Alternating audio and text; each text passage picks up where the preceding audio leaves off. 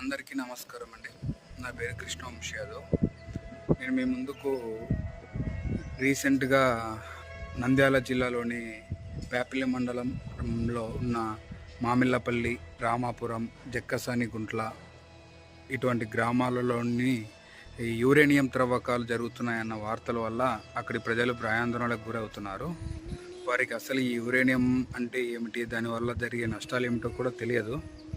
కావున ఒక చదువుకున్న విద్యార్థిగా, ఆ ఊరిలో నివసించే ఒక విద్యార్థిగా ప్రజలకి వాటి గురించి అవగాహన తెలిపించాలన్న చిన్న ప్రయత్నంతో ఈ వీడియో చేస్తున్నాను. యురేనియం అనేది ఒక డేంజరస్ మెటల్ అంటారండి. అది ఎలా అంటే భూమి లోపల ఉంటుంది. అది భూమి లోపల ఉన్నంత వరకే సురక్షితం, మానవాళికి ఎటువంటి హాని జరగదు. అది క్లౌడ్ ఛాంబర్ అంటే ఒక్కసారి బయటికి వచ్చిన